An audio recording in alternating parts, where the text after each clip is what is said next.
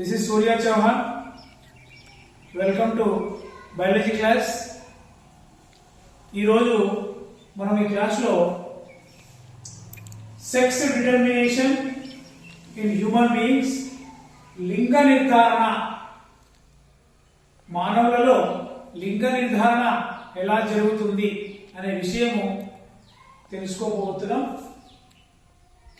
మానవుల్లో ఉండేటువంటి కణాలలో ముఖ్యంగా 46 క్రోమోజోములు ఉంటాయి. 46 క్రోమోజోములు ఉంటాయి.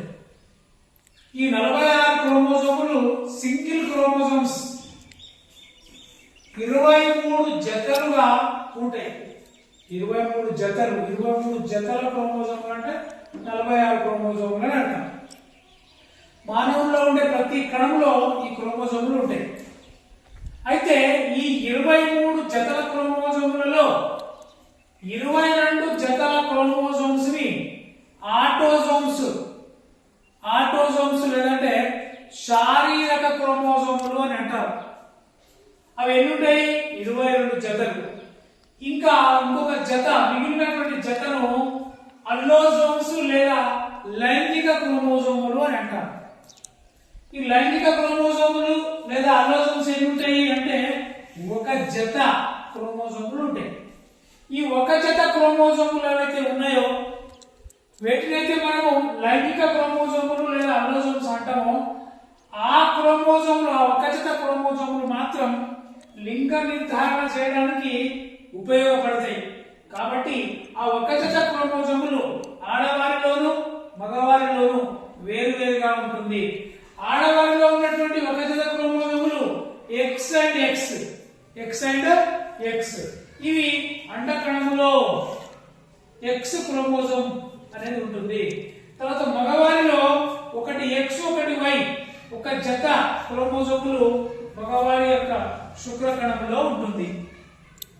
అయితే ఈ అండకణము కానీ శుక్రకణము కానీ ఫలదీకరణం జరిగేటప్పుడు, ఫలదీకరణం జరిగే ముందు ఏదో ఒక క్రోమోజోమ్ మాత్రమే ఫలదీకరణంలో జైగోట్ ఫామ్ కావడానికి ఉపయోగపడుతుంది. సో ఆడవారిలో నుంచి ఏదో ఒక క్రోమోజోమ్, మగవారిలో ఉన్నటువంటి ఏదో ఒక క్రోమోజోమ్ రెండు కూడా కలిసి మనకు ఆ జైగోట్ అనేది ఏర్పడుతుంది అన్నమాట. సో ఇక్కడ ఉన్నటువంటి ఈ క్రోమోజోములు ఎక్స్ వై మగవారిలోను ఎక్స్ ఆడవారిలో ఉంటుంది అన్నమాట. మగవారిలో ఉన్నటువంటి శుక్రకణంలో ఉన్నటువంటి ఒక ఎక్స్ క్రోమోజోమ్, ఆడవారిలో ఉన్నటువంటి ఇంకొక ఎక్స్ క్రోమోజోమ్ తో ఈ రెండు కలిస్తే ఎక్స్ మనకు ఆడబిడ్డ అమ్మాయి పుడుతుంది. ఇక్కడ ఉన్నటువంటి ఎక్స్ ఇంకొక ఎక్స్ తో కలిస్తే మళ్ళీ ఎక్స్ అమ్మాయి ఆడబిడ్డ పుడుతుంది. ఇక్కడ ఉన్నటువంటి వై ఎక్స్ తో ఎప్పుడైతే మ్యాచ్ అవుతుందో అప్పుడు ఎక్స్ వై మగ. ఇక్కడ ఎక్స్ వై రెండు కూడా మగ బిడ్డ పుట్టడానికి, ఇవి రెండు కూడా ఇవి రెండు మగ బిడ్డ పుట్టడానికి మనకు ఉపయోగపడుతుంది. కాబట్టి దీన్ని బట్టి మనకు అర్థమవుతుంది, ఒక ఎక్స్ క్రోమోజోమ్ ఇంకొక ఎక్స్ తో, మగవారిలో ఉన్నటువంటి ఎక్స్ క్రోమోజోమ్ తో కలిస్తే రెండు ఎక్స్ ఫీమేల్ అవుతుంది, ఎక్స్ వై మేల్ అవుతుంది. ఇది మనకు లింగ నిర్ధారణ.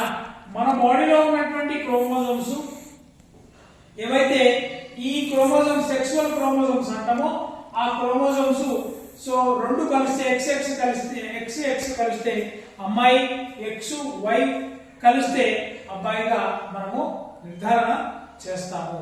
ఇది మనకు ఉన్నటువంటి లింగ నిర్ధారణ. Okay, so thank you one and all. Will meet in the next session.